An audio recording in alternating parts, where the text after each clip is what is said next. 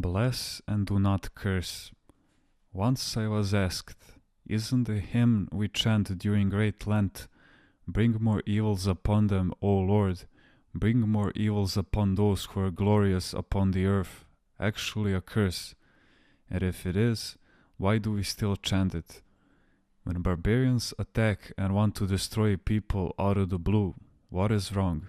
I replied, with praying that bad things happen to them, that their chariots break down, that their horses won't go forward. That's all that the hymn is saying. May they be hindered. It's not a curse. Geronda, when will a curse work? A curse works when injustice is involved. If someone, for example, deceives a person who is suffering or does him harm, and that person curses the wrongdoer, then not only the wrongdoer but even his kindred may be adversely affected. In other words, when I harm someone and that person curses me, the curse will be effective. God allows for this to happen in the same way that He allows, for example, for someone to kill a person. But when there is no injustice involved, then the curse returns to the person who gave it. And how is one released from a curse? With repentance and confession. I know many cases of people who suffered because of curses put on them. When they realized that they had been cursed because they had wronged someone, they repented, went to confession, and everything was fine after that. If the wrongdoer confesses with pain and honesty, "My God, I have done such and such a sin, forgive me," God will forgive him. He is God.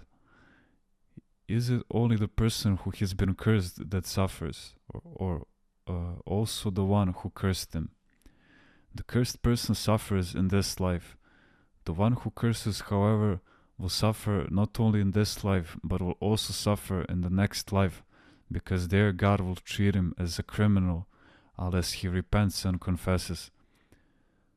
Alright, it may be that someone may have offended you. However, your cursing that person is equal to your taking a pistol and shooting him. Who gives you the right? No matter what the other person has done to you, you don't have the right to kill him. Those who curse have malice, malevolence in their hearts. Words become a curse when they are spoken with passion, with indignation. When a curse comes from a just person, it becomes very powerful. A widow's curse is especially powerful. I remember an old woman who had a small horse. She used to leave it at the edge of the forest to graze. Because the horse was a bit wild, she used a long, strong rope to tether it. Once, 3 women went to the forest to cut wood. One of them was rich, the other was a widow, and the third was a very poor orphan. They saw the grazing horse tethered with the rope, and thought to themselves, "Why don't we take the rope and use it to tie our bundles of wood?" So they cut it in 3 pieces, and each took a piece to tie her bundle. The horse was now loose, and of course it ran away. When the old woman came back and did not find it, she became very upset. She started looking for it everywhere, and went through a lot of trouble to find it. When she finally found it, she said with indignation, "May the person who stole the rope be tied by it and carried away."